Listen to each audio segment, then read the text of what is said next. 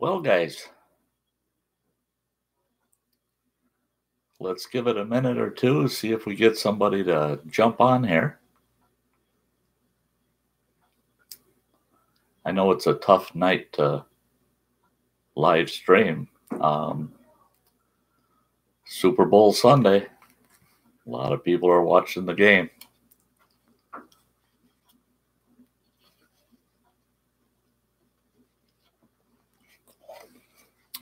But we'll be patient for a while.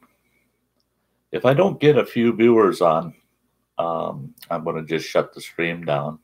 We'll just cancel the stream and I'll push it to another date. We'll see what happens. It's pretty quiet out there tonight. I looked at a couple other live streams. There we got somebody jumped on. We're just waiting here, seeing if we can get a few viewers to jump on.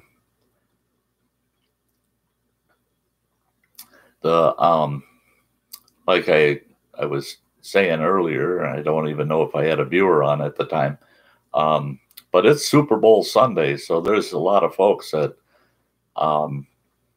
may not want to watch my stream because they're watching the ball game.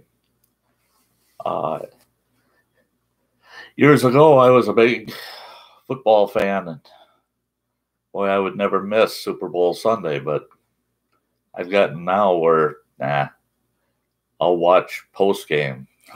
I'll watch all the good plays after the game. Not so much into the big Super Bowl parties anymore. So, yeah, it's good to see. I got 4 people jumped on. Who do we got here? Shadow Walker.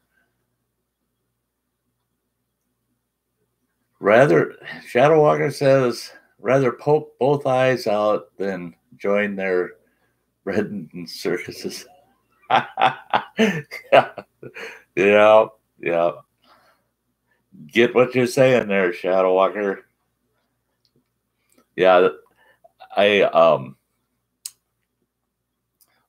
had contemplated back and forth whether or not I was even going to do a live stream on Super Bowl Sunday because participation, it'd be pretty difficult. Then I decided, nah, just take a shot at it and see what you come up with, So here we are. We got a few folks in the house. That's good. I was on another live stream that all they do is promote channels.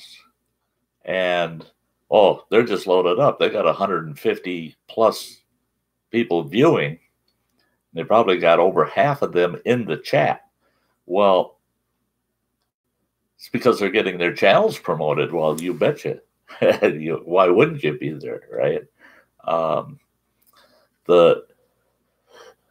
And the way they do it is they promote people's channels that are watching them, and they have these little contests that go on and stuff, and it's a neat live stream to watch, but it's one of those where it's on the nights that they do the promotions, it's like watching a rerun, except when you want to jump in and participate. So who we got here? Hi, says, hi there all from the Alps. However, I'm watching the Super Bowl. Yeah, I bet you are. We were just talking about that there's probably several people that are watching the Super Bowl. I do know there was one fella that wanted to jump on tonight, and he said, but he's going to be watching it split screen because he's going to have the Super Bowl on one side of his TV and me on the other. I told him, I said, boy, I don't think I can compete with the Super Bowl, but if he so chooses, that's fine with me. I'm not going to complain. Got to have a sip of coffee. Well, Sean, good to see ya. Glad to see you're here. yeah, it's hard to say how many people we're going to get participating tonight. People are going to be jumping on and off to watch the game, and whatever happens, that's fine. Hey, Bill, thank you. Thank you. Bill says that your channel is better than the Super Bowl. The well, I wish I made the revenue that the Super Bowl made. Yeah, I'd never have to worry about paying the bills again. So let's see here. Yeah. The well, there's nothing like a good game. I mean, yeah, you can't beat a good game. Just a little bit of housekeeping. I've done a lot of changes to my channel, a lot of updates. I posted a video earlier today, and the what I'm going to do. I'm doing this number again because I'm wearing my old glasses. I'm going to put my new ones on so I can see the screen and read my comments without squinting so bad. Oh, there they are. Oh, yeah. Night and day. Night and day. So Sean says, so what's that smell? Did you eat a lot of beans? Yeah, what's that smell? What's that smell? Yeah. I did a video, one of my early ones, way back. Boy, I think I probably only had maybe 15, maybe 20 videos into my channel at the time.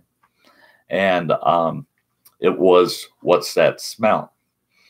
Well, that's back when I was with Camp Wilderness Thriving Fundamentals, and I would do instructional videos and informational videos, and they were all generally promotional for the camp. Well, that was one of them. What's that smell? One of the videos I did. And I got that off of our webpage. I had developed a webpage for the camp, and there was a section on our webpage called Sty Tips. And when you went to Sty Tips, every month there were 3 Sty Tips, and they would change out. And one of those Sty Tips was, what's that smell? And it targeted the issues around how we smell out in the outdoors to all the wildlife, and how the wildlife will interact with those smells. Sometimes the wildlife would interact negatively to certain smells. And so that's what the Sty Tips was about, was when you're out trompsing about out in the wilderness, the way you smelled could really influence what type of encounters you're going to have when it came to the wildlife. There's a lot of people that they just don't. They think, well, that dog, nah. If the wildlife can smell you, well, that's a good thing, because then they know you're there and they'll stay away from you. Not always true. There's times where the smell you're putting off actually attracts in wildlife. Where it really becomes a negative thing is when it attracts in predators. But all of a sudden, the prey can become just as dangerous as the predators based on certain smells. There's a good example. I've seen a lot of it. I've seen a lot of it over the years. I've had people, oh, hey, I got to read a couple of these quick. Shadow Walker says, my hunting instructor likes skunk smell. Says, deer, never mind, but his friends didn't like to hunt with him. That's so true. When I was bow hunting for several years, I was really into bow hunting. And I would put what we called skunk oil on ribbons that were tied to the cuffs of my pants for walking out to my deer stand and for while I was in the deer stand. It covered my scent. And the deer, all they smelled was skunk. Well, I learned after a while that the smell of skunk, even a deer doesn't want to lay down where there's a stink of a skunk. So I had to make sure I wasn't walking through bedding areas. I had to make sure I wasn't, if I walked on their main trail too far, it actually deterred them and would make them turn off and go somewhere else. They go around that smell. But you know, here's another odd thing. You sit up in a deer stand. I know for myself personally, I would head out to the deer stand at 3:30, 4 o'clock in the morning. I'd be out there 2 hours before sunbreak.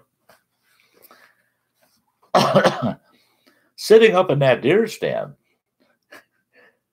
killing half of a thermos of coffee before the sun comes out, you end up with a real issue. You need to go. Well, this old boy told me, he says, I told him, I said, boy, there's times I'm up there just dancing around. I can't hold it. And then down you come off the deer stand and you go out and do your business. You get back up the deer stand. But you walk away from your deer stand, go pee, and then climb back up. He says, pee right off your deer stand, you dummy. I said, well, no, I don't want to drive the deer away. He says, you're bow hunting right in the middle of a rut. He says, you pee off your deer stand, and I bet you're going to have better success. Well, you hate doing that and messing up your hunting season. Well, I did.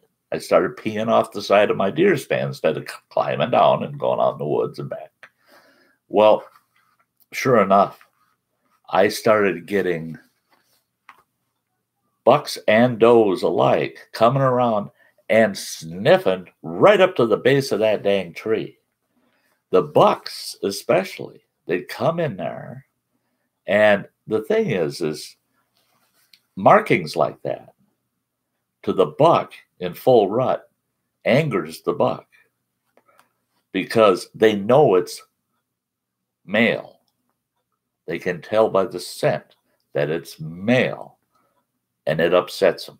So they come in nosing around thinking that they're going to have a challenge. Something's in here challenging me for my does. So in a sense, he was quite right. It never drove the deer away. I never saw less deer. I typically saw more deer. So there you go with the scent. Well, I'm going to get back on what's that smell generally. Sean Carl says, I love the smell of wood burning fire on your clothes. Me too. That, my friend, is the best smell a person can have on them when they're out in the wilderness. You don't want to smell like a fresh fire.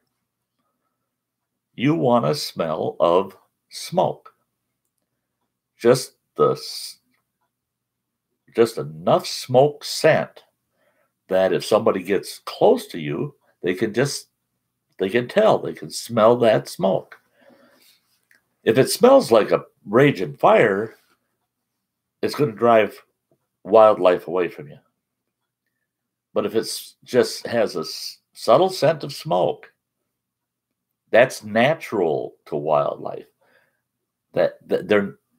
it's not going to trigger a fear reaction. It's natural to them. They smell fire all the time.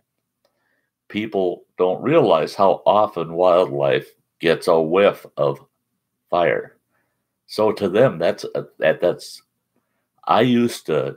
we used to call it doing the fire dance, and you'd hang out over the top of your fire pit before you headed out in the morning to go hunting, just to get that smoke on us.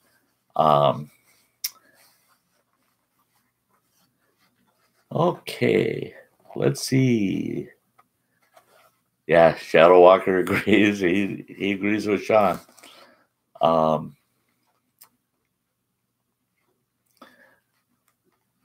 And Shadow Walker says, also wood smoke smell means I successfully got a fire going at one point. True. You always know who the fire starter and the fire tender is at camp. That's the guy when you cross paths on the trail, you go, oh, man, he smells just like the fire pit. It's because he's the man doing it. He's the man making sure there's a fire back at camp. You betcha.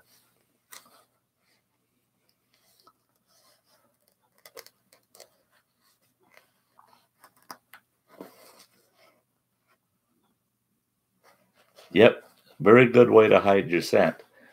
Now, when I did the sty tip back on my web page,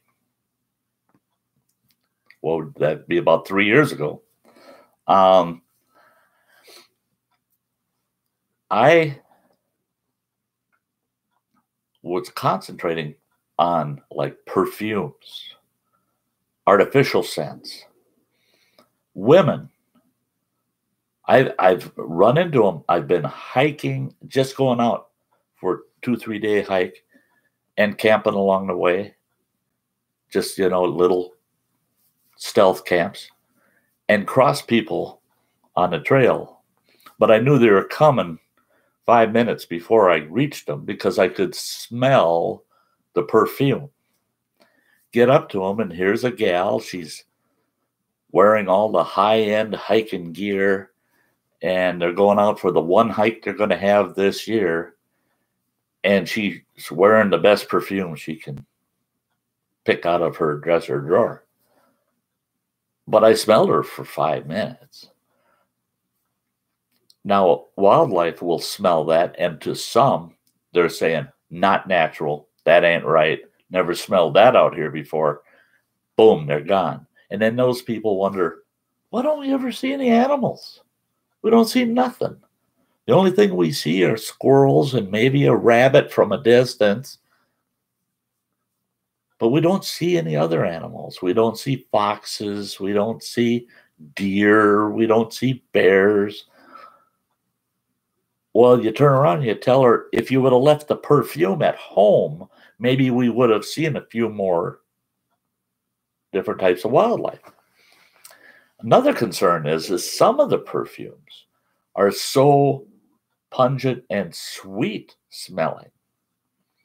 The last thing any of us, when we're in the wilderness, want is for a predator out there to think, you're his next snack. Well, let's splash a little bit of sweetness on it, okay? Let's start smelling like sweet flowers. Let's smell like honey. Let's smell like sugar. Sugar. Yeah, you're right. Yeah, you're going to get snacked, all right.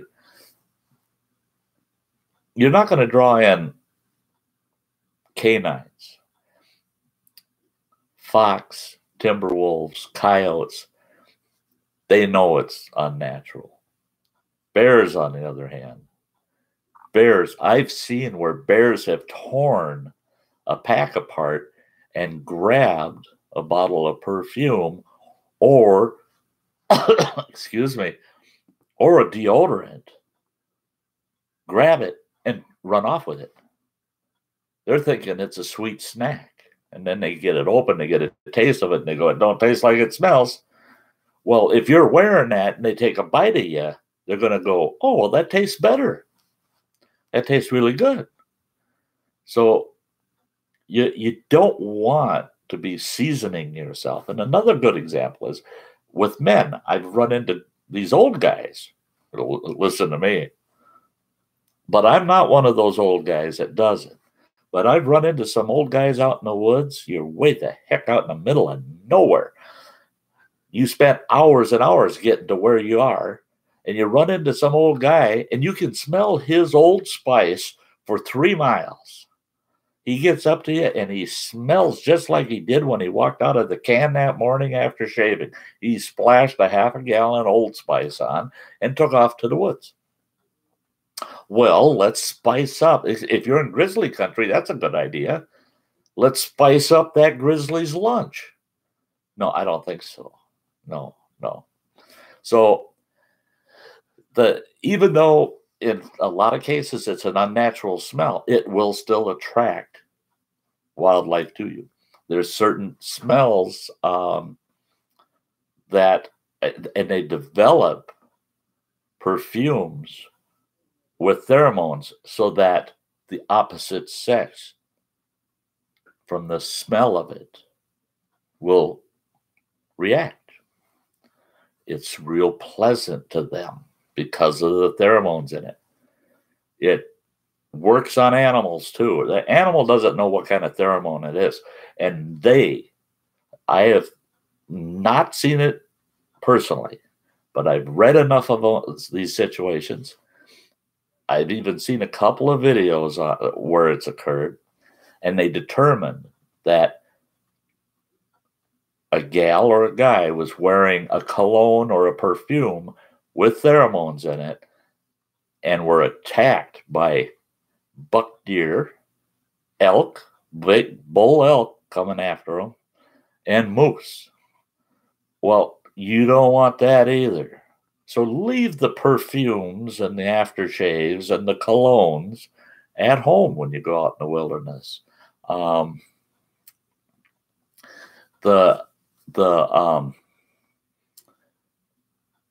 I've always said you want to smell natural. You want to smell, if you're just out there hiking, you're not out there hunting. There's a big difference when you're hunting versus just enjoying the outdoors and hiking. So in this case, I'm talking about just going out there and you're hiking and camping. You're not hunting. The best thing you can do is smell like you. Now, when I say that, I don't mean you go without showering or bathing for 3 weeks, because I smelled them on the trail too. I had this one fella, I could smell him a football field away. He smelled so bad, he reeked so bad, and he said he never takes a bath. He says because he doesn't want the animals bothering him. And when they smell him, they go the other way. Well, I told him, I said, yeah, so do the people, for crying out loud. You smell nasty. That's just nasty. You don't have to be nasty to be out in the wilderness and avoid animals. You just want to smell human. You need to stay clean. You stay clean. You use it. If you have, there are odor-free soaps. You can get the like the soil scented soaps for deer hunting. I use that all the time. You smell like fresh dirt.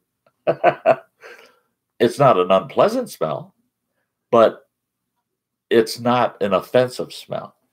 But still, your human smell can get through. And for a lot of animals, if they can get a scent of you, they'll know that you're human and they'll go the other way. They'll avoid you. But you're more apt to get closer to them and see them. You're not putting out a warning that's a football field away, that here he comes, a guy with the Old Spice that hasn't taken a bath in 3 months, and he's got his girlfriend with him with Chanel No. 5.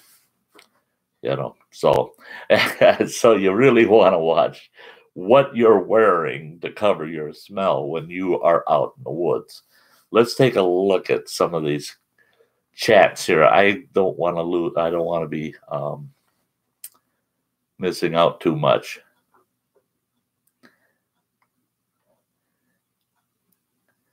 Yeah, yeah. Well, Cheesehead's in the house. I,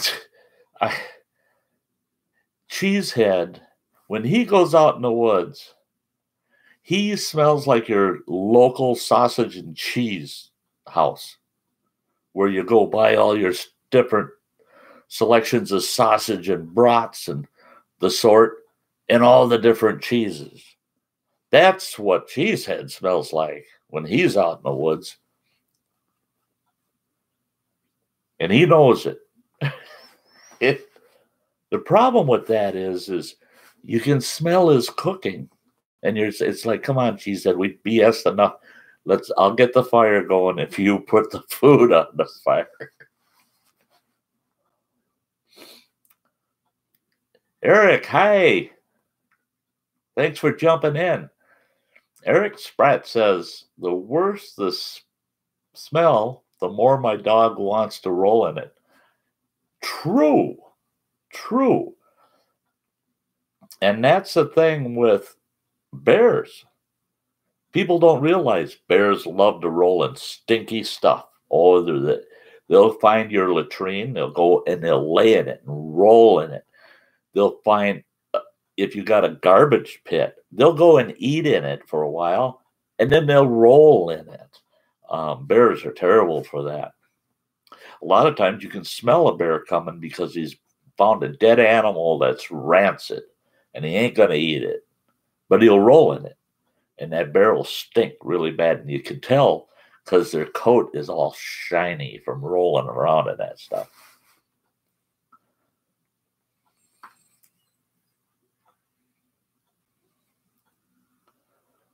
Sean Carl, yeah, you put a little bit of pea pads on your boot, but the wood smoke works better. Yeah, and it smells better. Yeah, it really does.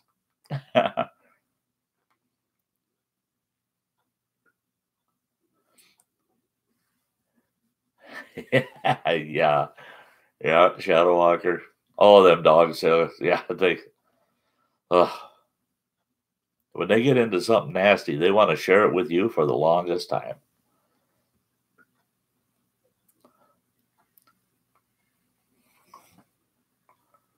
Yes, spice up grizzly lunch. That's what pepper spray is for. Now, this goes way back when I was out west. And the locals out there, they just got the biggest kick out of these photographers that would show up and they'd head out in the woods. They don't have a firearm with them at all. They don't have any bear sense whatsoever.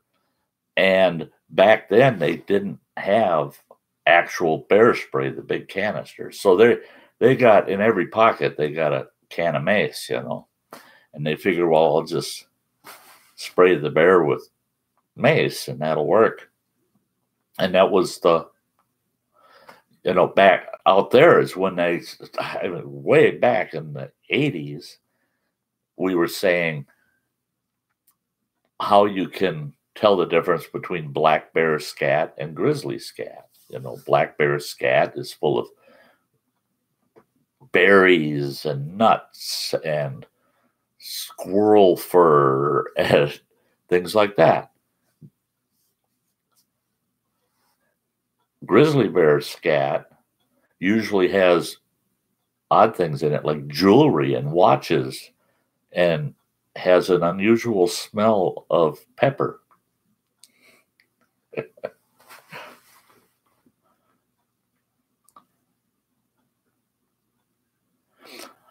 Oh, yeah. I've heard cooking bacon really draws bear. Don't know for sure. It does. It does. And I'm a bacon lover. I love bacon. And when I'm out camping, I usually bring some thick sliced bacon with me. I just love bacon. And Cheesehead, he loves bacon. He's a bacon nut. You ain't going to catch him out in the woods without bacon. Sorry, I had to get a little comfortable here. So, anyway, that's another thing we used to always tell fellas that would go hiking with us. especially out west in grizzly country. That was one thing that all of us always were concerned about is, hope we don't run into a grizzly. And guys used to ask all the time, because this old man taught me this. They'd ask me, why are you wearing trekking shoes like tennis shoes? Why aren't you wearing a good pair of boots, mountain boots? Told them, I said, no, I got to have tennis shoes. And they said, but it makes no sense. And I said, makes perfect sense. And I said, it's in case we run into a grizzly. And they said, what? What do you mean? I said, they're for running. They're running shoes. And they said, you can't outrun a grizzly. I said, no, but I can sure outrun you. Especially with them big old hiking boots you're wearing. But we used to always say, if you're hiking in a long group of people, or if you're packing, you got a pack string and you got saddle horses, you figure out who the last guy in the line's going to be. You take the anchor to the person at the back, and when they ain't looking, you come up behind them and you take a big strip of bacon and you hang it from his backpack. That way you don't have to worry about any bears sneaking up behind you, because he'll scream and let you know there's one back there. I guarantee it. You do the same thing with the last pack horse.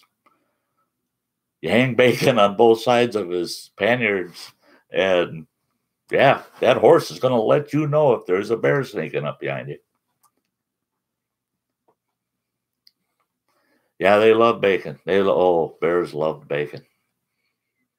I can remember as a kid at a resort we were at, my mother had poured bacon grease into a couple of bean cans, good-sized bean cans, during our 2 weeks on vacation. She was just kept pouring the bacon grease in those cans.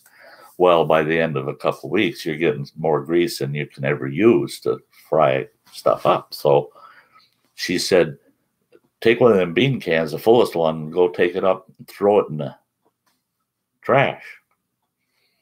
Well, on my way up there, I tripped and fell, and that bean can went flying, and all the grease went flying all over the place on the trail towards the garbage cans. For 3 days, well, I'd say 3 days and 3 nights, the resort owner told everybody, you stay away from that. We moved the garbage cans over to this new location, but you stay away from that part of camp. Because the bears were coming in, going nuts over that bacon grease. And they were clawing up the trail and sucking the dirt. They take a mouthful of dirt, just like a deer does when they want minerals, and they take a mouthful of dirt, suck all the bacon grease out of it, and spit the dirt out. Oh, yeah. Bears and bacon. Oh, yeah, those two, they love each other.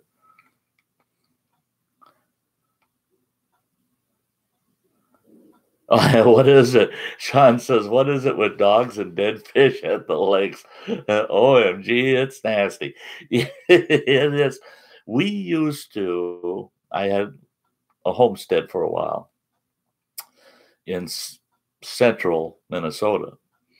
We had a nice little farm there, and we were just homesteading. It wasn't large-scale farming at all. It was just homesteading. But we put in like a darn fool, I put in a garden for 10 families. I was young and overly ambitious, and it got to the point where I couldn't even take care of the garden. I was working a full-time job, a very full-time job, in fact, working 50, 60 hours a week. Plus, I was homesteading. I had livestock. I had geese, chickens, turkeys. I had all of the critters. And I decided I'm going to put in a garden, and the garden was 1/4 of an acre. Well, that's huge. A 1/4 of an acre for just your family garden? No, you don't do that. Well, the corn, I decided to plant it the old Indian way. You dig a hole, you throw a dead fish in it, or fish guts or fish heads, because I ate all my fish. So I just had the heads and bones and tails and guts. But you throw a fish in there, you put a little dirt on top, then you put your corn seed on top of that. And oh man, did that corn grow like mad. Most of it, at least, until one of the dogs figured out what I was doing in the garden. And I come out there one morning, and about 10, 12 feet of that first row was all dug up, and those rotten, dirty old fish are laying all over the place. And I could smell that dog across that 80-acre farm. That nasty bugger went and rolled in every one of them dead fish. You're right, Sean Carl. What is it with dogs and rotten fish? Why would they want to do that? Why would they want to smell like that? I don't know.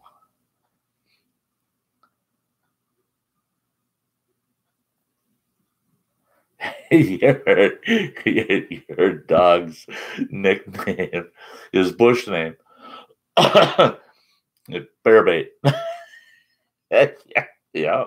I've got a story that's coming up. That'll be a standard regular video called Boo Boo and the Bear. And it's about a dog of mine that he was half husky and he was half chow. Yeah. No, half Akita. He was half Akita and half husky. I take that back. He wasn't chow. He was half Akita, half husky. And he hated bears with a passion. So I got a story that fits that bush name of Bearbait. So that'll be coming up here within a month, I bet you. And now that you've refreshed my memory, it's on my list of sty stories. I made 3 today, posted 1 before the live stream. So don't anybody leave the live stream to go watch my new video. It'll still be there when we're done. Okay.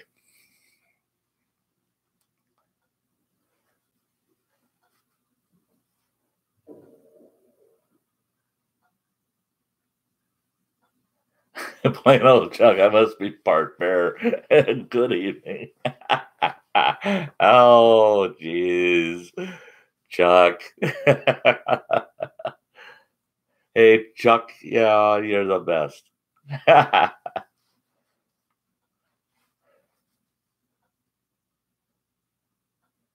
Hey, Papa, how are you? Good to see you jumping on. Great. Thanks, Sean. I'm glad you enjoyed it.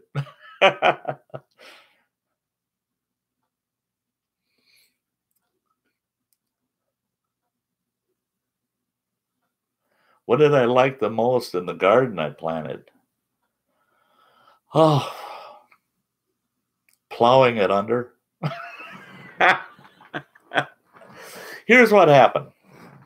You could say this is a little sty story. It doesn't have anything to do with what's that smell, but you could say it's a sty story. Oh, what the hell? You know, whatever.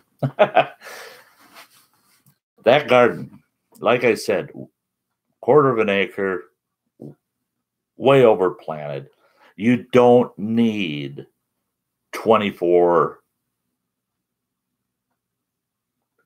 cherry tomato plants. No, you don't.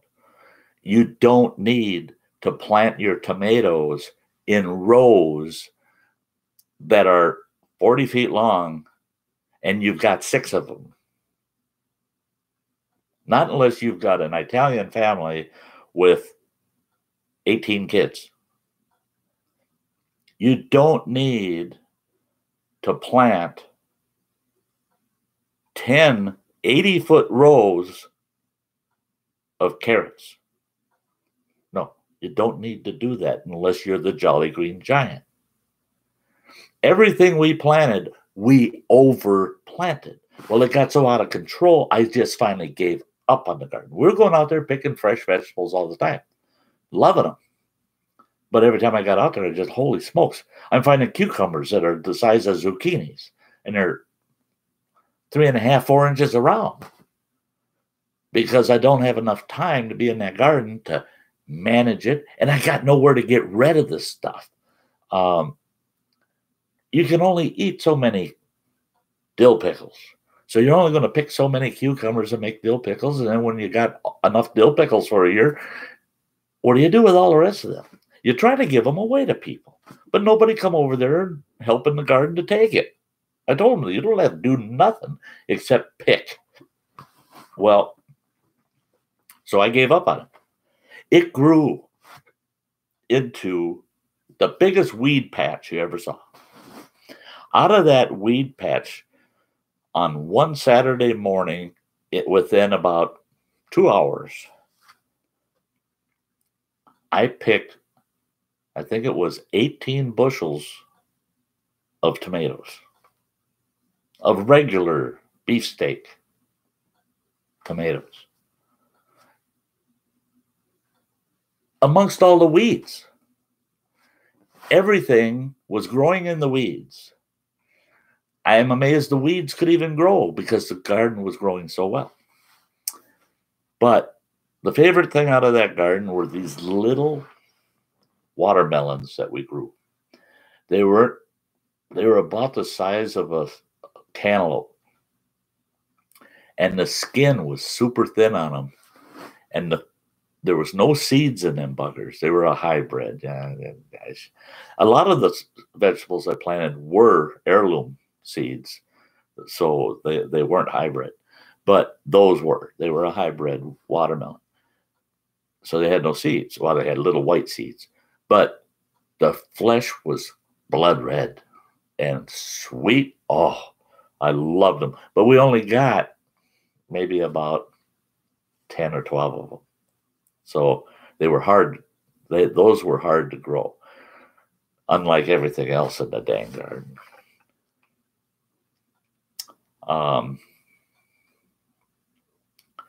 Sean says,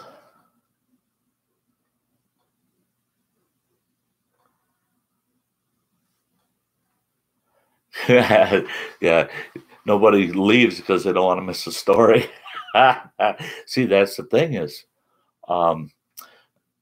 my video schedules after April, the one thing I'm sold on now is I'm going to be doing Sty Story Sunday. Every Sunday, I'll do a live stream, and I'm going to be telling little offshoot stories here and there, where I don't put tons of detail into them, but I spit out a bunch of Sty stories during the live stream. It's the only way I'm going to get to use them up before I die. I had somebody the other day tell me, they said, well, at least you're doing live streams. I said, yeah, no kidding. I said, if you ever show up for one of my live streams and you see me,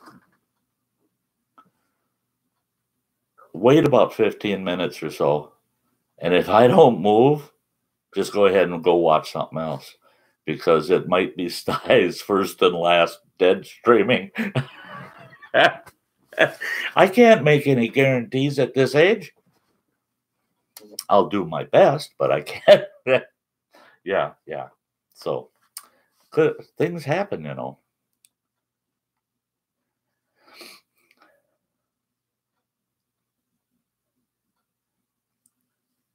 Shadow Walker says, I'm planning to square foot garden this year. 4x4x3 raised beds. Gonna do 3 sisters in one. Yep. Corn, beans, squash, and salad greens and flowers for the pollinators. Shadow Walker, I am envious. For those of you that don't know yet, where Sty lives, I live in an apartment building. It's a big round bugger. It's 8 stories tall. I'm halfway up, looking northwest out over Lake Superior. Beautiful view. That's why I got this apartment. I said, if I can't have that view, I ain't living in that pile of concrete. It ain't happening. The problem is, I got no garden space. I got no place I can do any gardening or anything. But my oldest boy, who I call Running Water, I haven't talked to him yet about maybe us putting in a small garden at his place, and I'll maintain it, and then he can have veggies out of it. He won't have to do nothing, but he'll have fresh veggies when he comes into town. He drives over the road truck. He's out there now. He's been out there now for a couple of weeks, and he just told me, I think it was yesterday or the day before, he's not going to be home till March, sometime in March. So he doesn't get around too often, but doing what you're doing there, Shadow Walker, something I could be doing at his place.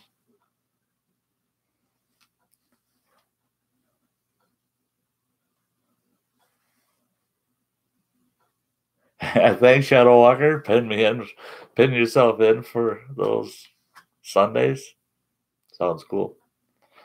I was also, and it's still up in the air, still iffy. But what I'm thinking of doing is a live feed on Wednesdays and a live feed on Sundays. The stream on Wednesdays, I'm thinking of titling Walkabout Wednesday, live at the Sty Shack. It'll always be Walkabout Wednesday. And what that'll be is maybe one or two small topics. And then we just walk about. We chat whatever my audience is interested in, as long as it's clean and decent. We'll head down that trail. We're on a walkabout on Wednesdays. So right now, that's my plan.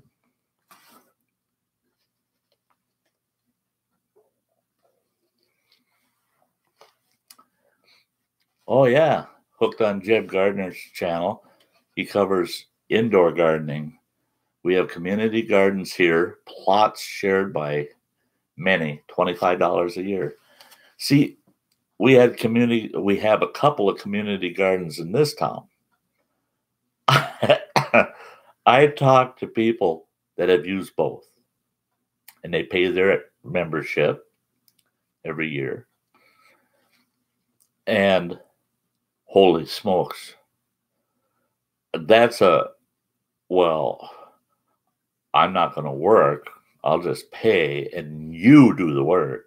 And so they start bickering and fighting over that person's never here to help weed. That person's only here to pick and leave. And the way they bicker at those two different community gardens, I said, because I'd end up going there and gardening because I like to get my hands dirty in the garden. And I probably would they'd say, oh, here's your carrot for the day. I'd tell them, you know what? I'm going to take this carrot and I'm going to stick it right back in the ground where it came from. You're darn right. There is a community garden outside of our town that these folks put together. And you pay a membership, but you also are required to put X number of hours of labor into the garden. And they keep track. Boy, you're punching the clock, buddy. So everybody is got sweat equity into that garden, not just money. And they harvest and they distribute it. They take out of their harvest, it's like 25%, but like a fourth of it. And they take it to this local food co-op we have that's all natural foods. And it gets retailed there. And then they get a little percentage of that back, and that buys our shovels, our rakes, our seed, our fertilizer, everything for the garden off of those proceeds. The other 3/4 of it gets equally distributed amongst every member. It doesn't matter if you got a family of 10 or if you're just an old bachelor. If there's 4 tomatoes, per member. That's what it is. It's 4 tomatoes per member. So I'm thinking of looking into those folks. The gal that started it and runs the operation, sweet gal, just a wonderful gal. And I'm going to talk to her. I think I might get involved in that one. Chuck says that I'm going to do a small garden this year. Skip the last couple of years. Miss my canned tomatoes and pickles. That's me, Chuck. That's the problem I have is my tiny little kitchen. This old bachelor, I've lived in sty shacks for many years now, and then I moved into this. I moved into my son's, which was very comfortable. Then I moved into this apartment, which is even more comfortable because I have my full independence. It's all mine. Every square inch of it is mine. It's all me. And what's that smell? Well, that's sty in every corner of the place because it's his. Okay? My kitchen is so tiny.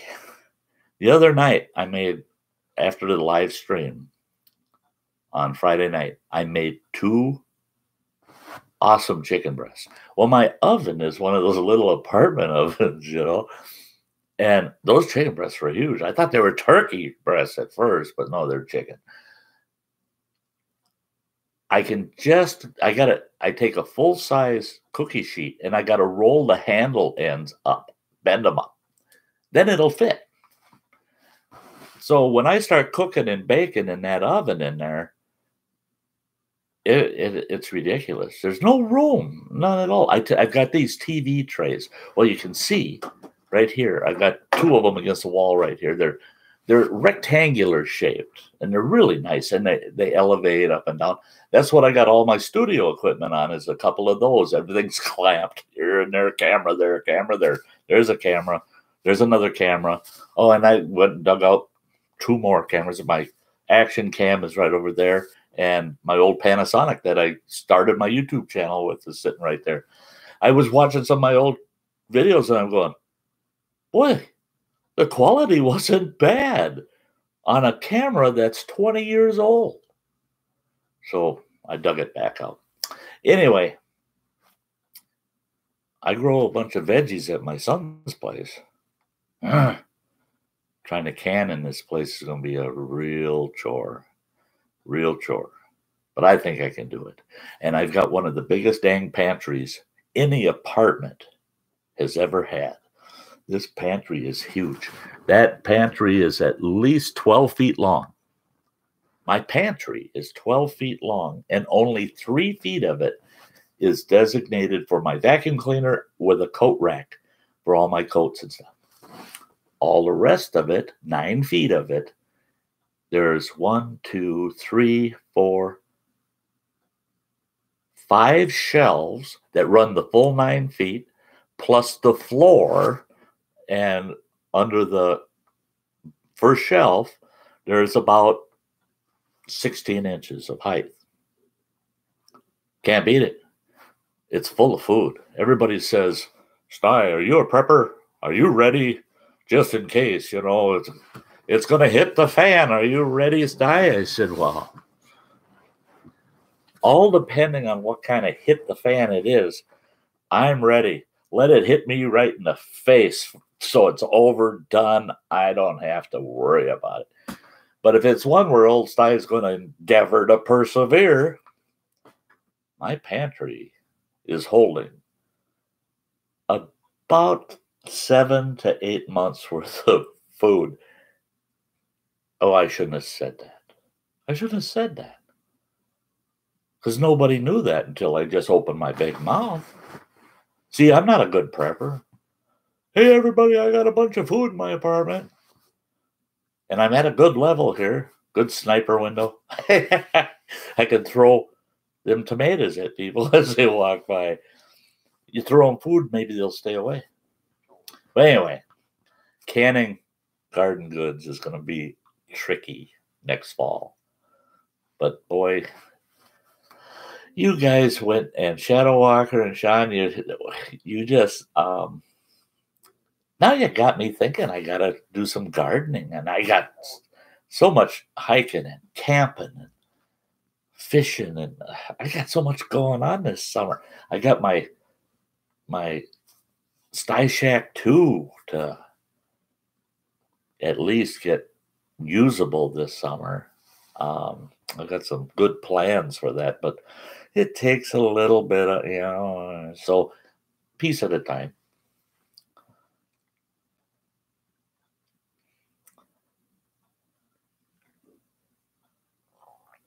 Okay, Shadowwalker says, Hugh Prather wrote, ideas are clean. They soar in the supreme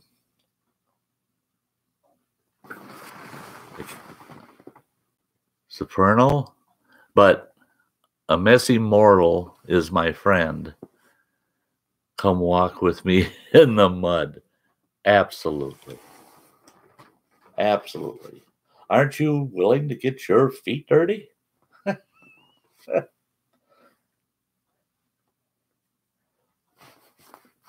And that's it, is a good friend. They'll take you clean or dirty. In some senses. Don't take me wrong. That was not meant as an innuendo.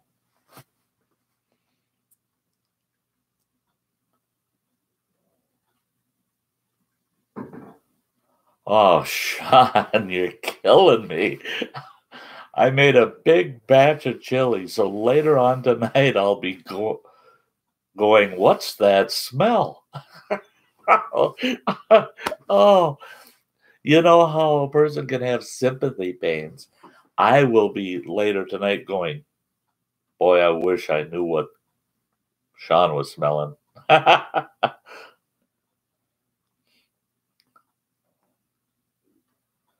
Oh, man. Hey, 7 months for one person isn't much for a family of 4. I don't have a family of 4. I got a family of about 34. And they're on their own. I raised them well. They know they will have to take care of themselves because I cannot do it anymore. They sure can't come here. There's barely enough room for me. So, but yeah. See, and the thing is 7 to 9 months worth of foodstuffs for me. That's to eat fairly decent. Now, I get out of here and supplant that. I can go for quite a long time. Quite a long time. I can supplant it. Yeah, I'm in a location where, people in this town that starve to death because of it hits the fan scenario. If it didn't ruin our lake, there's no reason to go hungry. I can go down there and I can catch 15, 20 pounds of fish every single day. No ifs, ands, or buts. I don't go fishing down here on the big lake, on Lake Superior, without being successful. And it's not that difficult to catch them. Lake's full of them. Yeah. But people would starve to death, and they got a lake full of food sitting right there.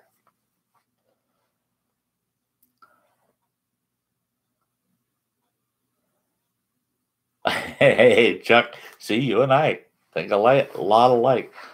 I always said, if they drop the big one, I'm walking into the light. Okay.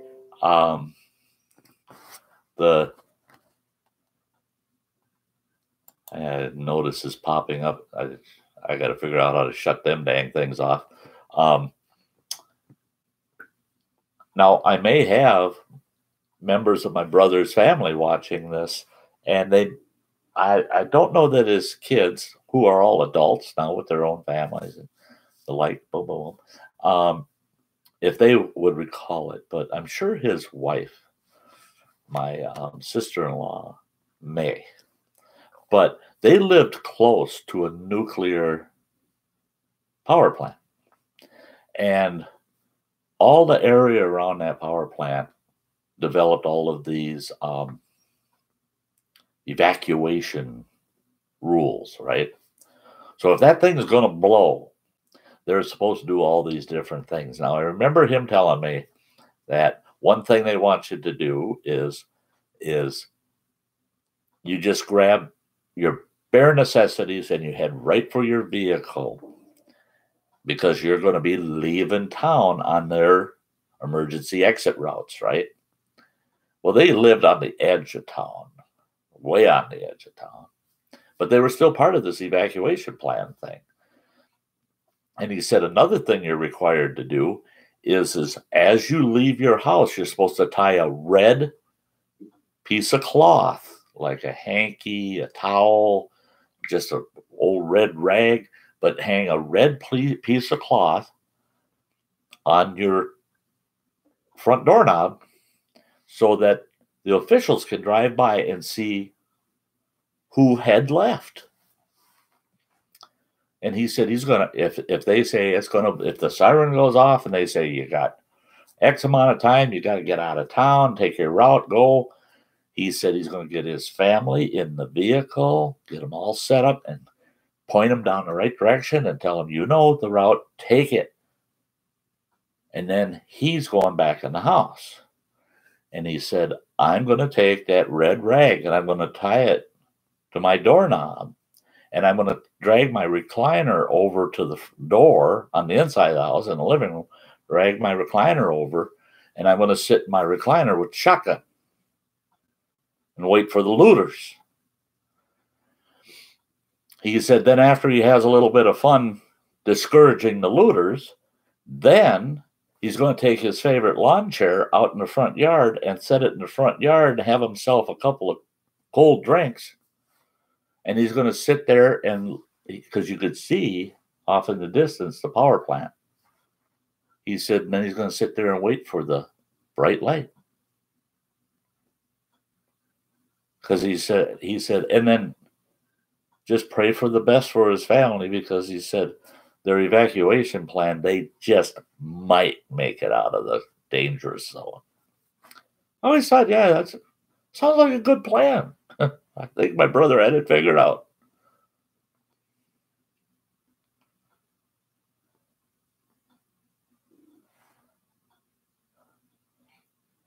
I can hear your voice, but I can't see you in a white cloud.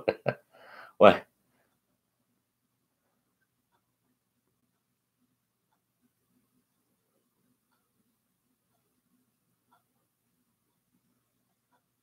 So, I see white cloud has jumped on. That's very good. That's very good. It's nice. I got 12 folks on, and I'm going to do like I typically do. I'm going to run my stream probably to the 2-hour mark. I've been trying to get a bunch of coaching on how long should my videos be, how long should my live streams be, and what do I do for audience retention, and blah blah blah blah blah. When the channel becomes to the point where it's becomes a crazy burden, then it's too much like work. Right now, all of the upgrades I've done on my channel, all the changes, all the graphic stuff, and starting live streams, it's been fun. It's been a blast. I love it. And I want to keep it that way. I want to just keep it that way. I don't ever want my channel to become a burden. Because if it becomes a burden to me, then you folks won't have a good time. I'm sure of it. I'm sure of it. I'm sure that you care about me so darn much that you'd sit there and say, well, Stei's not having fun at all, so we don't feel like we're having fun either. it's Stei just full of himself, eh?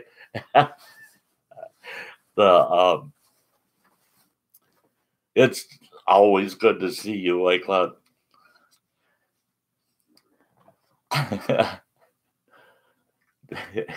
Thank you, Shadow Walker. I've had some live streams that I've sat on that, they're like mine. You get a dozen people or so, and the chats are so good. They're so good. Um, I I want to see our views and our chats get bigger, but I don't want to see them get so blown out of place that none of us can have any enjoyment out of it, because all I can do is sit here and talk and talk and talk and never look at these comments. I love this because I can keep a good track um, of what's going on in the comments. You guys can chat together and I can keep up with it. You got direct questions you want to ask me, I see them. That's the way I want to. I want to be able to do that. And if a channel gets oh, here's a question. Already some plans when you get retired in April? Yes. I right now I've got a lot of activities that I'm planning for after April. My last day of employment will be April 6th. At this point, that's still carved in stone. April 6th will be my last day of employment. However, there's some things I got to kind of wrap up to be in full swing of retirement throughout the balance of April. By the end of April, May 1, let's say, it sure won't go after May 1, I'll have a fixed video schedule. I'll have fixed live stream schedules. All of that will be taken care of. And in between Wednesdays and Sundays, on both ends, as often as possible, I will be out camping, hiking, fishing, exploring, doing all kinds of things, doing a lot of outdoor activities, get back in the swing of doing some bushcrafting videos, and all of that stuff will be worked on this summer. I'm really, really excited, and I'm anticipating it. I need it. I need it for my health. I need to be out in that fresh air. I need to start. I mentioned it in a stream or two ago, or a video or two ago, that I got 15, 20 pounds I got to get rid of. I was starting to put it on last fall, and now this winter hasn't been helping any. So, but this spring and summer, yeah, I'll start burning that stuff off in a hurry. Okay, old man says, my brother-in-law here says he will bring his entire family here to my house for me and my wife to feed them. A total of 12 more mouths to feed on what little we have. Not gonna happen. What you do is once you figure out if you've got enough food for 1 year for your family, and then you got 12 more months or mouths come into it, you figure out, okay, this is what we would be preparing per day for my family. Now, with these additional 12 mouths, I keep saying months, we're going to take that amount. And if there's 4 in your family and those 12, we're going to divide it up 16 ways. You serve them a few meals like that, and they're going to say, we're going to go find somebody that's got more food than you. And then you go right back to eating what you planned on. And wish them the best of luck. Really give them lots of hugs and kisses and send them on their way and wish them a lot of luck.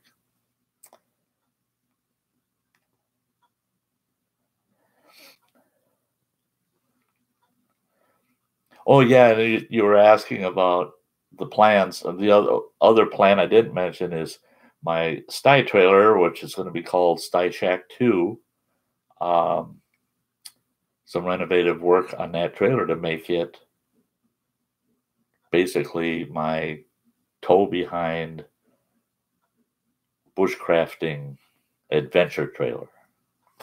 I can camp in it. I can stay in it in inclement weather, whatever. Take it to campgrounds and use it as a camper, that kind of thing. So that's one of the projects, and that'll start early. Probably that'll start happening in May, sometimes towards the middle or end of May. That'll be getting that trailer put together.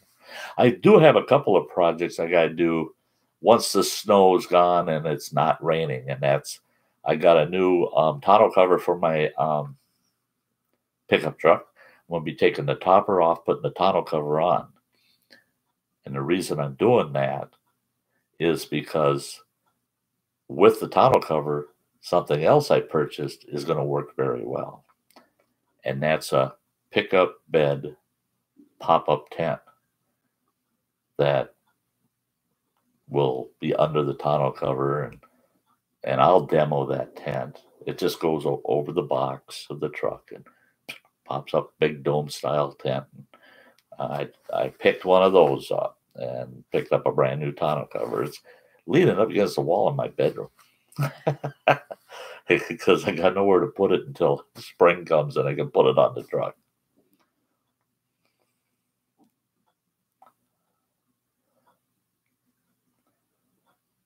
Shadow walker. Yeah, that's a hard choice. Don't make me have to make the choice, right?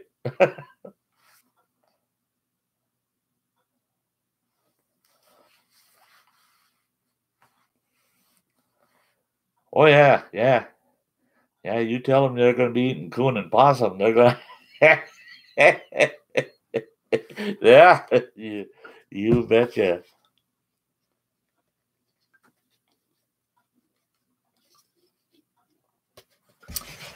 Yeah. Shadow Walker, I think his advice, his advice is his opinion is a little better than the kind of harsh one, but it's life. Okay. I do some cross-country skiing. It's actually not easy at all, but an awesome workout. You ain't kidding. I did cross-country skiing when I was much younger. And wow. Oh my gosh. That is a workout. You want to build some thighs and calves cross-country ski. I mean, you are working for it. You are working for it. I bought a brand spanking new pair of snowshoes for this winter that I probably won't even get to use till next year. I can't get any darn time off.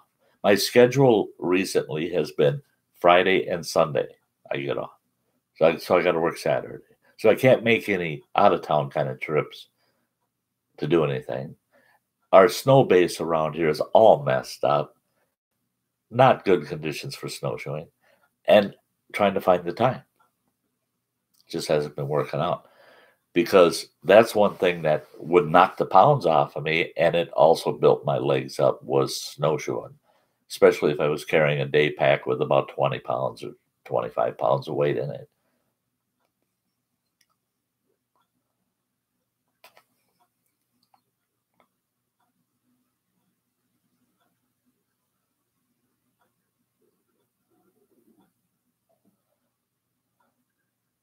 Yeah, there you go. Talk to the matriarch.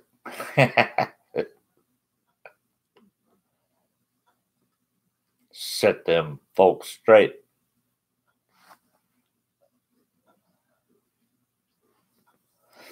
Hey, Cloud. Old man, sorry to hear this. Serve them MREs. Ha ha ha. We ate those for weeks in Iraq and Afghanistan. and they will plug you up bad. They will never ask again. I can't believe how people will stockpile MREs and think that that's a viable long-term every meal of the day option, because you are so right, White Cloud. Oh, they'll block you up. Oh, well, I've seen guys, they can eat MREs for a week or two, and it has the exact reverse effect. You're either plugged up and thinking you're going to die because you can't get it out of you, or you can't even make it to the latrine. It's coming out quicker than you could put it in. I know a couple of guys that the MREs would not stay in them.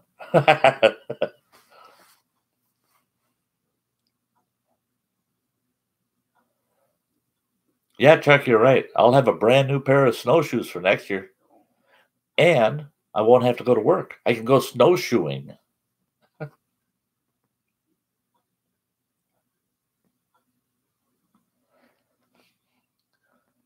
Well, thanks, Hike with Mike.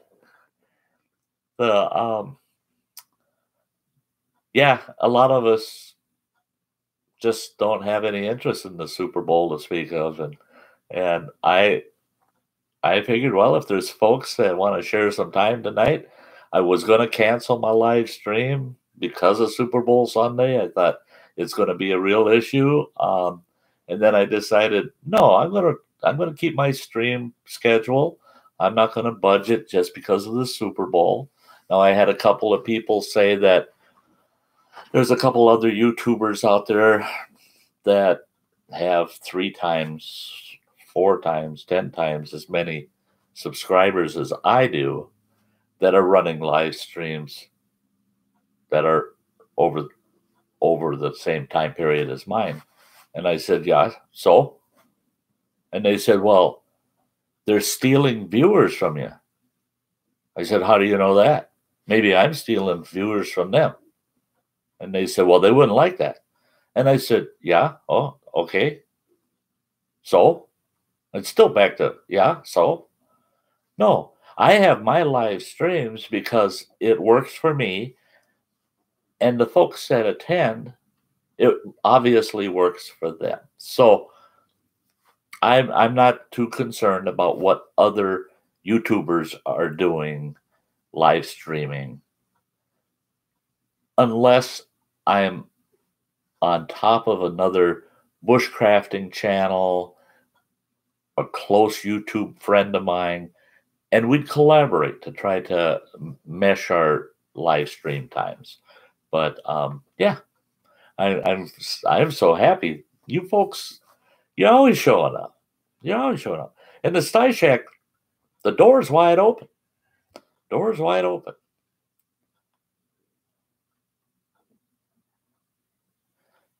Yeah. That's because we like to do things, not watch other people do things. See, and that's it. That's the tough thing with a live stream for me, is I'd rather be out and active doing something. It just doesn't work for me right now. That's why it's going to feel like such a long winter. Thank goodness I've got this to do.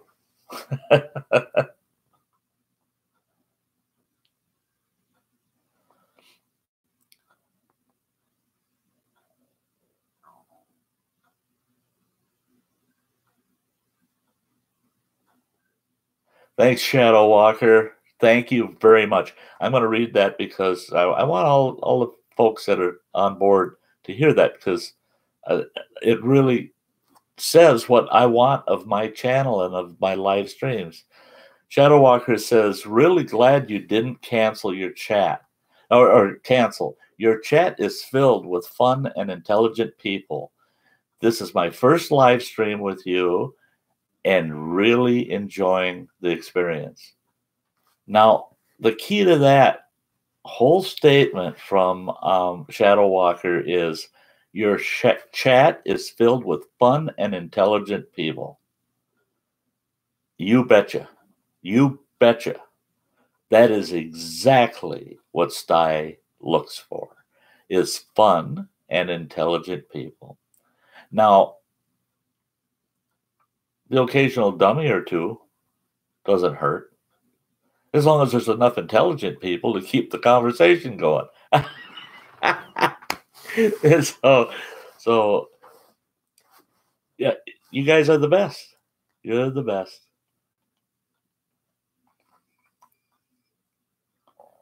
I like that. Plain old Chuck. Yeah, Shadow, we're a bright bunch, all right. Oh, yeah. I think we're bright enough to maybe illuminate at least a small pup tent.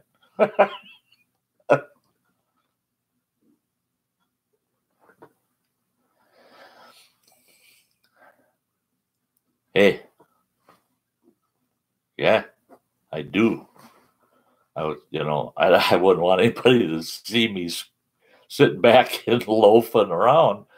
So I have to blend in with my camo recliner. It's just a throw. So, but yeah, I just like to try to fit in. That's all.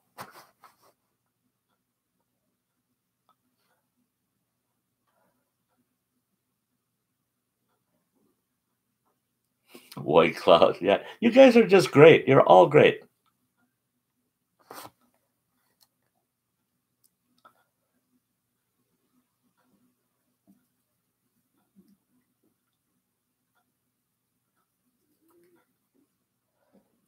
Yeah. Yeah. Old man saying if he had some MRE or C-rats, he would, and he would hold the X-Lax. Uh-huh. Do you need some X-Lax? You want to earn it? We'll feed you for free. You want another MRE? Help yourself. But the X-Lax, we got some chores for you to do.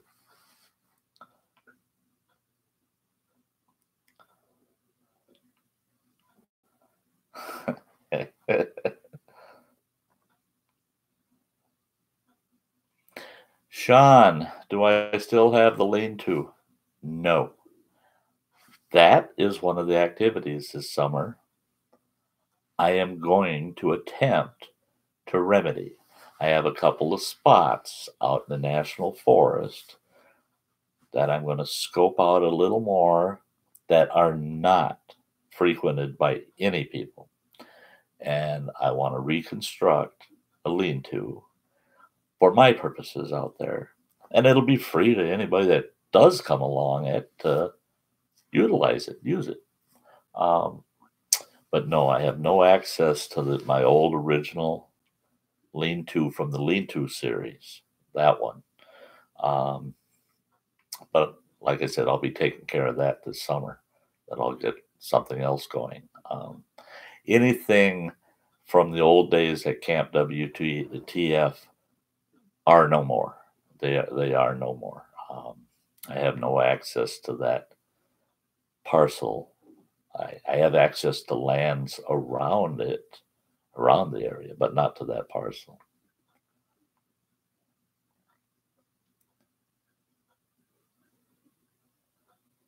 Jack Walsh. Good evening. It is a good evening. It's a very good evening. I am enjoying the heck out of this evening. Am I planning any camping trips? I have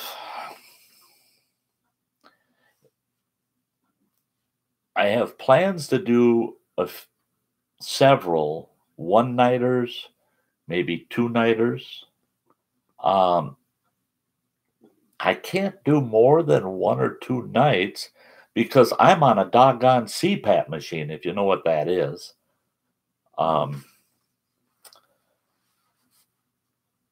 That's because I have sleep apnea. Never knew I had it. I did know that my son, when I lived with him, said that. He says, if you keep snoring the way you do, guess what? You're going to wake up dead. Well, I didn't know. I was sleeping. I didn't hear anybody snoring. Well, went to the doctor and told him, yeah, my kid, he wants to kick me out of his place because I snore too loud and this and that. And my doc said, well, we got to have you do a sleep study. I did that sleep study. That's the dangest thing in the world, too. I got to do a story on that. You take an old woodsman like me and put me in the hospital and do one of them sleep studies. Scare the bejesus out of me. You don't do that kind of stuff to people. Anyway, so, hey, Gary Irwin, good to see ya. The thing is my insurance will only pay for that CPAP machine, which runs me a couple $100 a month in costs, if I use it a minimum, absolute minimum of 4 hours per day. So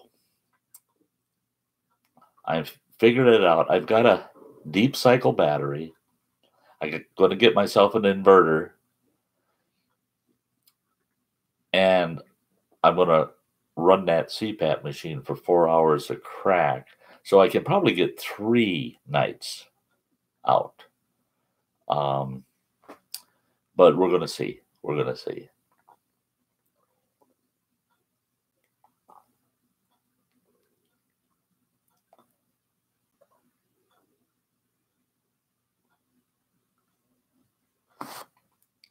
Have you made a hot tent? Technically, no.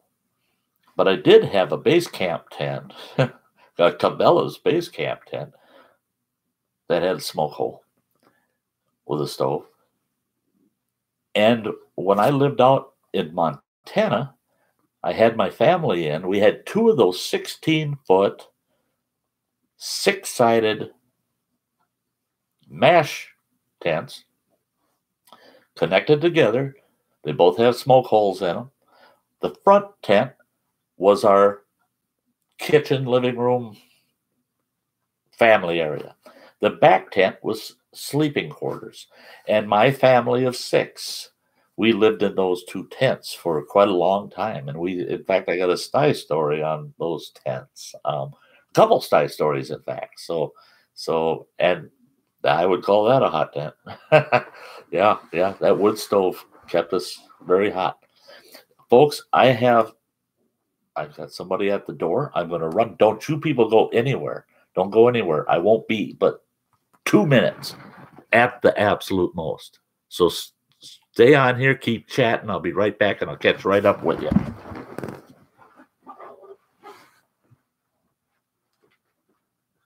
Oh, boy.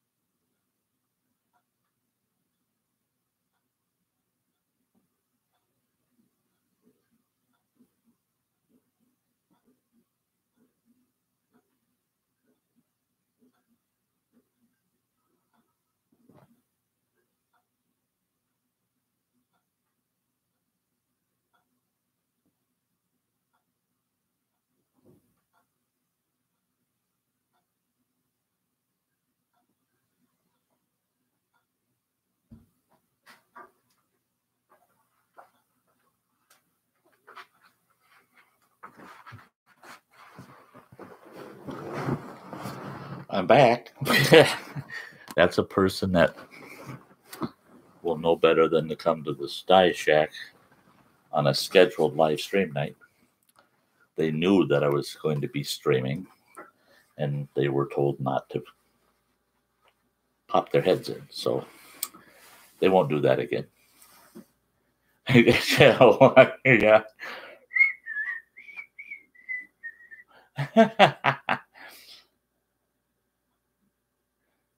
Sean, Carl, let's see here.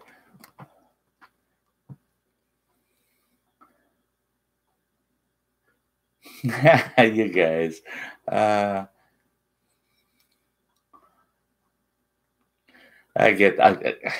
That's great. Okay. Okay. Hike with Mike says, I'm hoping to do a one-night solo camp this week. Can't wait. Been a long time since I solo camped. See, 99% of the time now, I solo camp. I very, very rarely have a camping partner with me. So it doesn't matter if it's spring, summer, fall, or winter. I typically solo camp. But then the way I like to camp and some of the places I like to go, other people say, well, I don't know. You rough it too much and blah, blah, blah. Okay, bye. See you when I get home from camp. And I like this. Chuck saying, I don't snore. I stayed up all night to see, and I didn't snore once. I agree with you. I totally agree with you. Well, that's like that doggone machine I got to wear. It's got these two. It's got this pad with these two old things that you stick in your nose, and you wear this strap over your head that holds that thing up against your schnoz. Well, and then you got a hose coming out of the dang thing, and that goes to a machine. That machine. I told him, I said, can I get one that's hand crank or something? The least amount of technology, the better. No, they give me a machine that it's got an SD card in it. So it records everything that's going on. You set the humidity levels, you got to put water in it and all this stuff and blah, blah, blah. And it records all your breathing. It knows if you take the dang mask off. If you take the mask off because you're going to run to the restroom, it knows. If you take the mask off because you want to go watch a little TV and have a snack, it knows. And if that mask leaks any air, it knows. It knows. And it gives you a score every night, at the end of every night, on how well you did. I ain't buying it. I don't care what that machine says. I don't care what that machine says. I know better than that dang machine does. It's hooked up to my nose. There ain't no wires or nothing. It's just a hose with air blowing out of it. And that machine's telling me all this stuff. You wouldn't believe all the things it's telling me. It's BS. It's absolute BS. I do sleep better with it, though. I don't know. So maybe it's doing something. I don't know. Okay, boy, you got all kinds of stuff going on here.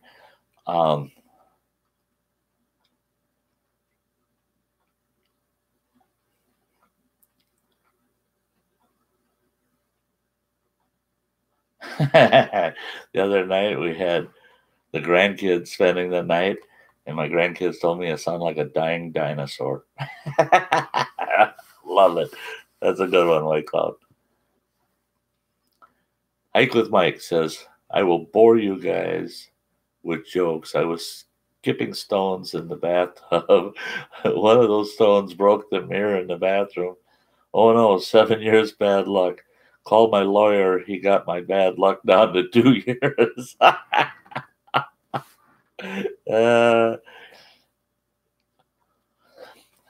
See, you guys can take care of yourselves. The Sty has to step away. And I don't like stepping away. That better be the last time that ever happens. I'm going to make a sign hang outside my apartment that says, back off.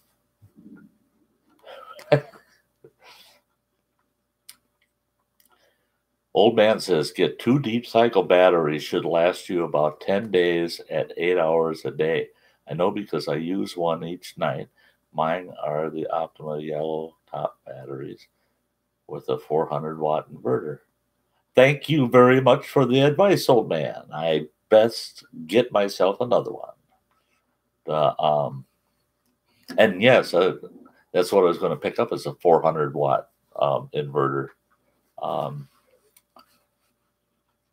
Yeah, I could. Then I could go out for a week. Go to some camp. See, now there's some campgrounds I want to go to that have RV sites. It'll look a little funny, me with my King Ranch and this little utility trailer that says Sty Shack 2 on it. I pull in and I get a site with electricity. And I run an extension cord to that little Sty Shack 2, run my air machine, and charge up my batteries. Because there's a couple of campgrounds that I really want to go to like that, where the sites are very spread apart, even their RV sites. So I could take a site and I could have a blast. They're right on lakes, beautiful fishing lakes. Yeah. So yeah, that's good advice there, old man. Thank you. Yeah, that was awful funny, Mike. Okay. Hike with Mike says, Sty, I posted a video campaign called Beards for Birds. I shaved off my beard and put the clippings in the shrubs for the birds to use it as nesting material. Would you make a great donor, Sty? If them birds want to nest in my beard, they'll have to come here and do it.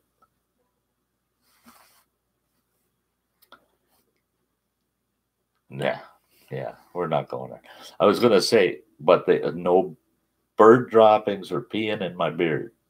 Now, they could nest in there, but they got to keep a very clean house.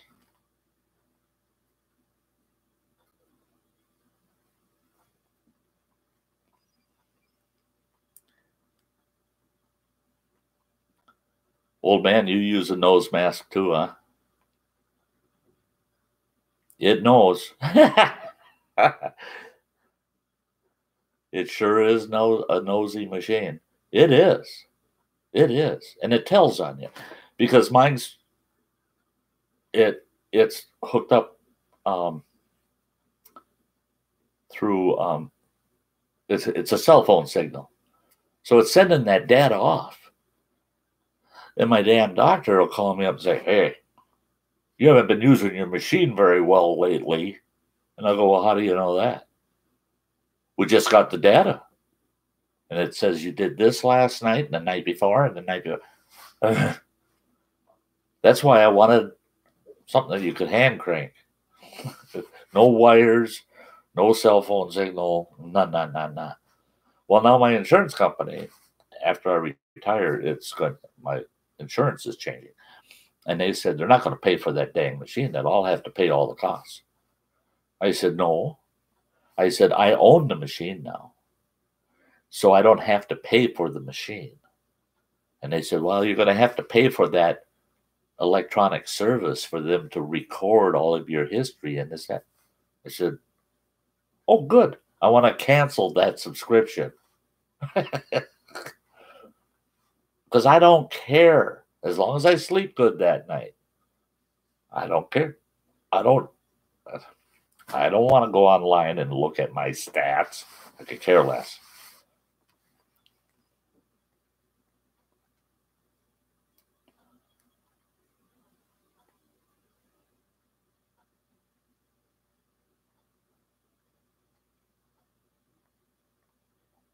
Huh. White Cloud, I want to check that out. Check that out. A wedge. Huh. Metacline, I'm gonna make note of that. And I will check it out.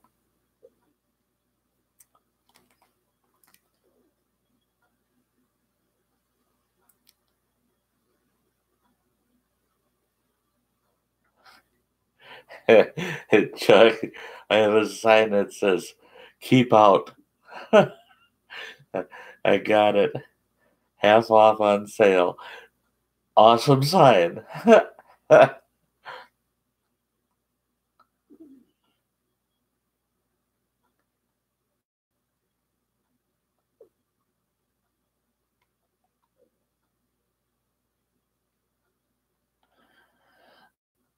Sean says, I had the perfect solution for my spouse complaining about my snoring. I got divorced.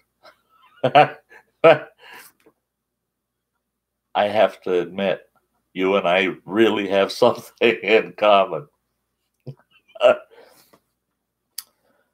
In fact, January was year number 5 since I've been divorced. And I had been married 38 years before that divorce. Same woman. When she came to me and said, you know, our lives just don't mesh anymore. And you have your likes and dislikes, and I have mine. And it's just not the same anymore. It's just, she said, I think we need to get a divorce. I said, oh, okay. I said, it costs $285 to file. I said, you can go right down to the courthouse down there and you can pay that filing fee. I'll print off the stipulated agreement and we'll agree on everything and stipulate it ourselves. You take the $285 down to the courthouse, pay them, and I'll sign. I'll sign right off. No problem. Got no problem with it. Because if you want out of this after 38 years, I'm not even going to argue with you about it. Bye. You got to go.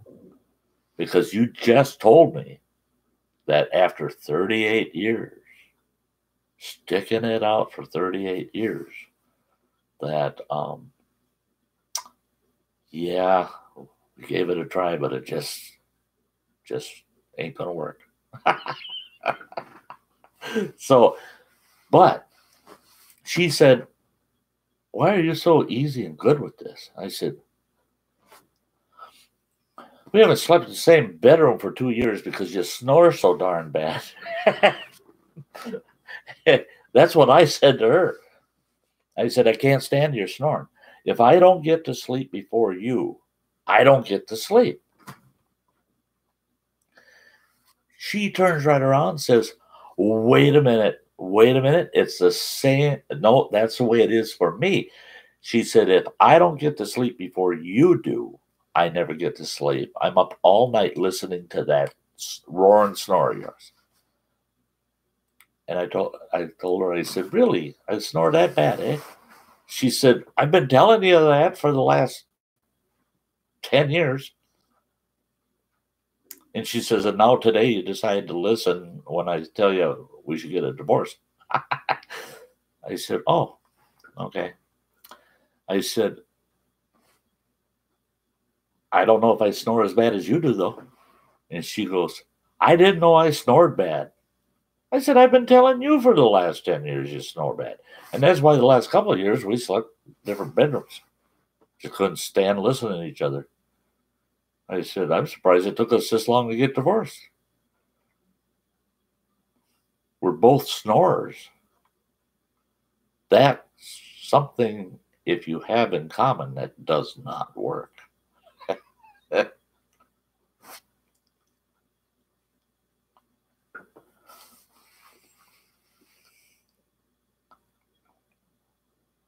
Raise pigeon on your beard, then you can have pigeon pie.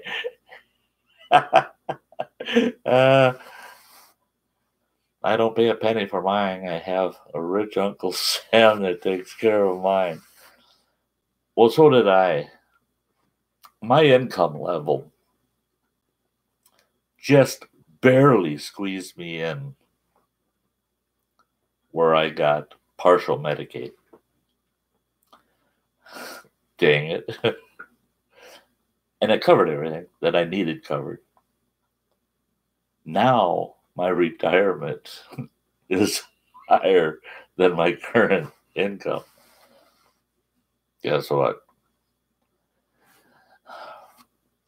Here's the scoop. I can keep the Medicaid, but because of my income increase, I have to pay the first $600 every 6 months of my medical costs. And then Medicaid would pick up the difference in that 6 months. All my meds, I use insulin and I'm on four or five pills. I don't know if I remember to take them. No, but all of my meds and the cost of that machine, the cost that I will have on that machine, comes in at about $567 every 6 months. In other words, they're not going to cover anything. I got to pay it all. So, oh well, that's the way it goes. So if I got to pay it all, I told him, I said, well, I said, with that deductible, I might keep the Medicaid until I get my Medicare, which I got to wait a couple of years yet for that. Keep it in case something major happens, I cut a finger off or something, and then they can pay for that. But yeah.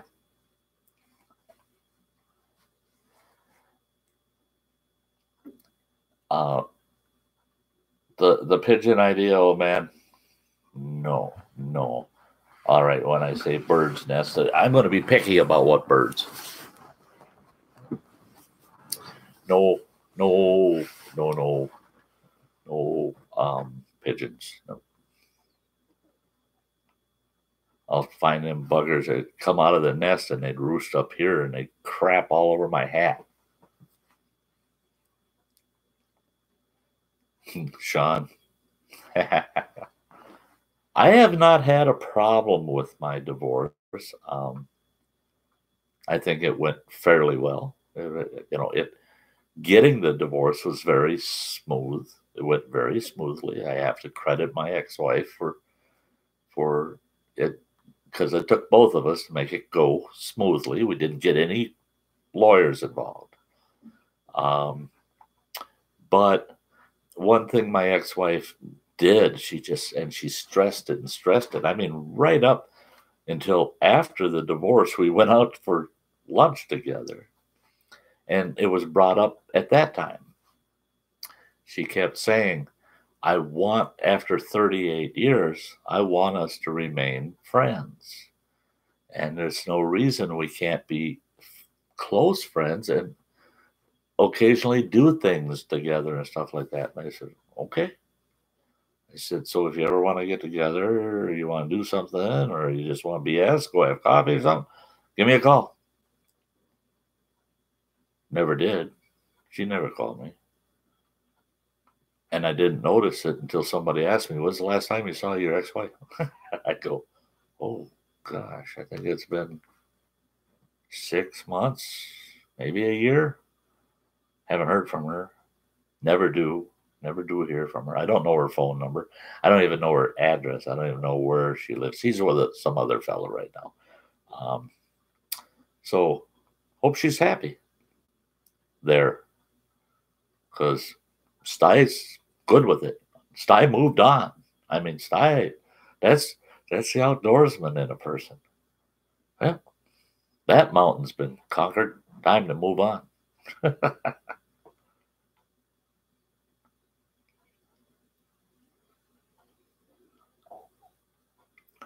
You guys.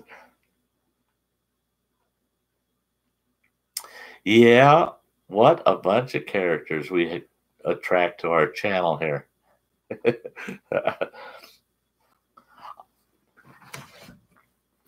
And I call it our channel because it seems like folks of like mind and like spirit seem to attract to this channel. Even with my regular videos, I'll get comments from folks that they just they will not miss a chance to leave a comment. And just their comments tell you just tell you they belong here. They belong in this channel. And I think this channel, there's a lot of people like us out there. They just have to find us. That's all. And that's really why I started the Sty Shack, was to try to attract people into the channel from the YouTube community that feel the same. And not everybody's a bushcrafter. Not everybody's a through hiker. Not everybody is an avid fisherman or hunter. Some people can't even get out of their home. They have a disability or other issues. They cannot even go out and experience those things. But here is a place they can come and share their wishes to do so. They may never be able to, but they can share their wishes to go out there and do something like that. And they can ask questions to try to experience it more. I can't ever get there, but will you share with me what it was like so that I can have a little bit of that? And that's what you folks are doing here. I love it. I love it. That's my whole goal with this channel is all walks of people, all kinds of people, all coming to common ground, and we life happens to every one of us. There's no doubt. I guarantee it. I got 62 years of experience that life happens to all of us.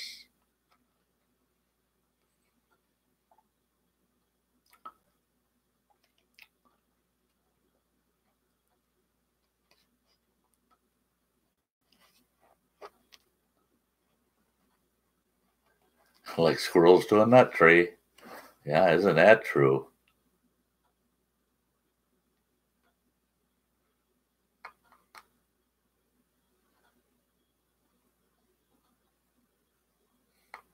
You know, I've only met one lawyer that I like. Her name is Andrea. And if you look at my older videos over the last month, there's one in there called a special gift.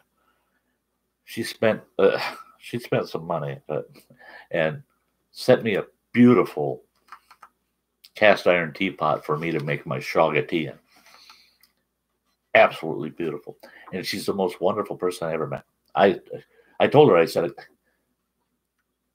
it's like you're wearing a costume, because when you talk to her and her personality and the conversations you get into,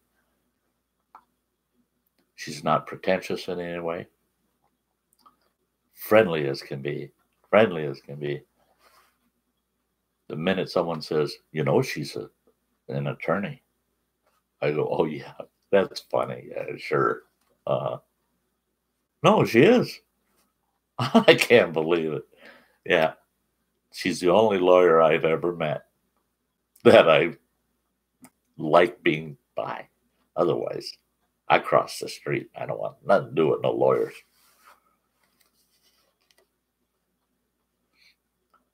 Girl in the Woods channel is doing a fire in the snow every day this month. Ever watch Brooke Whipple? Yep. Yep. Old man, I am airport. Medically retired from the Army.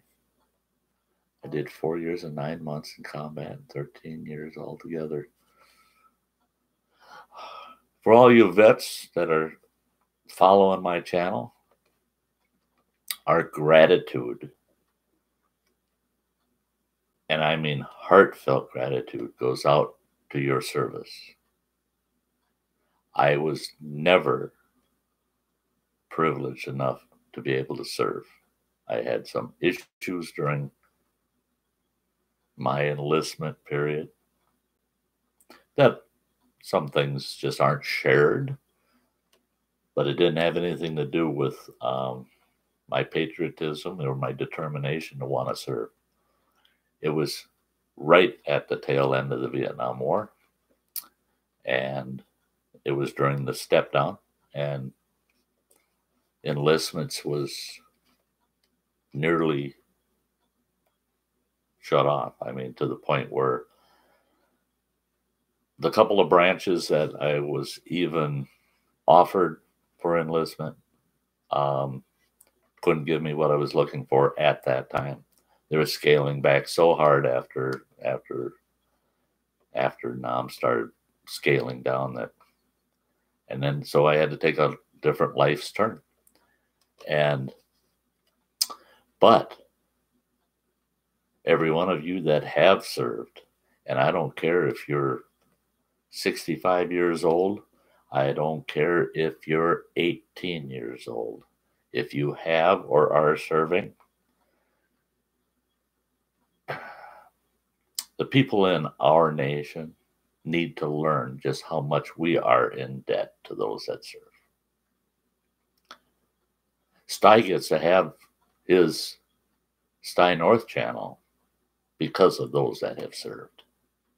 I am a firm believer in that.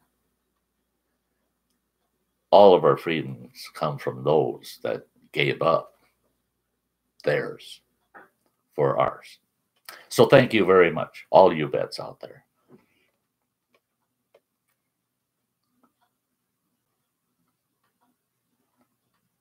What do you call 100 lawyers at the bottom of the sea? A pretty good start.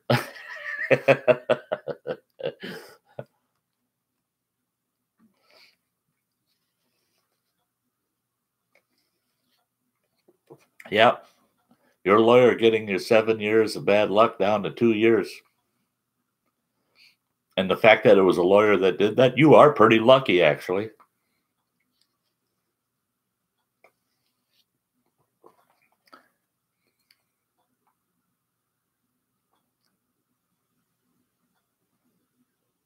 Kind of you, Sean. Recognizing White Cloud. Same with you, old man.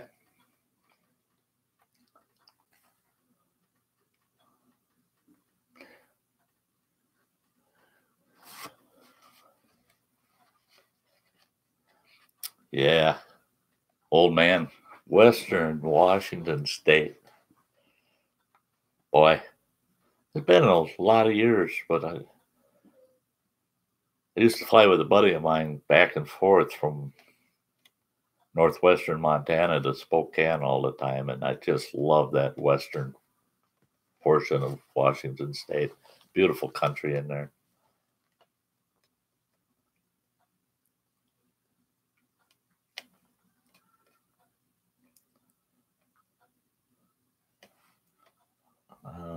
Okay.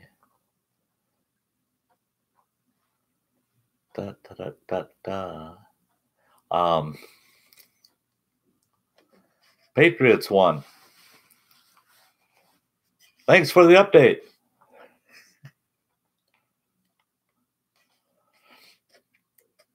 Boy, I never thought of it. We should have done a halftime show on the Stice live stream.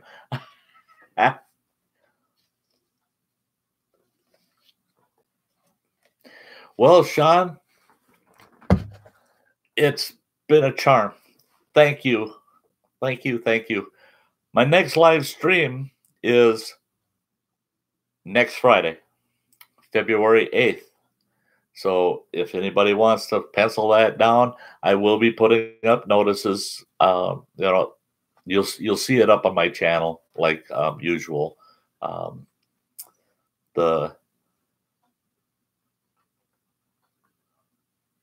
Thank you, White Cloud. All you guys. You see it's hitting that 2-hour mark, and you know that I gotta be shutting her down. And man, you guys are what make this channel fly. Thank you very much. You stuck with me so long tonight. And anybody that's still listening, my channel, I monetized it, but you're not seeing ads. And the reason you're not seeing ads is I don't have enough watch time. I fell short of the 4,000 hours of watch time annually. You won't believe this. By 2.5 hours. And they won't monetize me. So it's under a second review to see if I've gone over the 4,000 hour mark. So you guys are saving me with all of this watch time. So that's great. Great. Shadow Walker says his dad fought in World War II, was raised by a man with PTSD. My respect, White Cloud. Night, Sean. I'm out too. Been real fun hanging with y'all. Yes, it has been.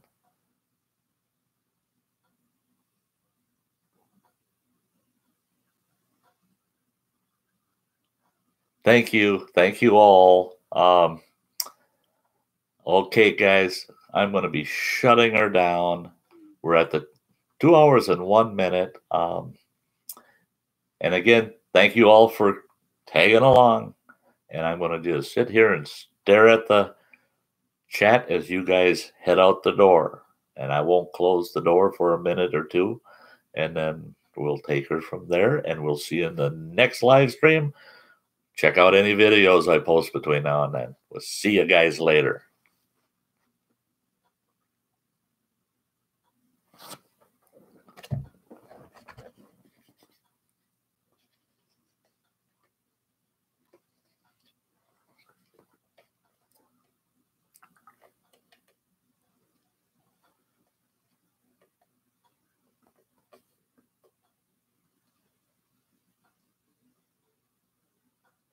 $70 in 2 months.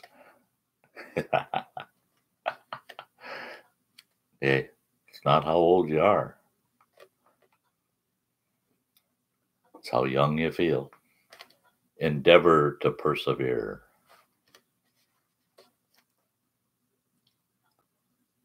Well, that's it, folks. I'm going to click end stream, and I don't want to leave too much tagging out at the tail end because this will post to my channel, and people can at least see you folks in your final comments by me ending the stream right about here.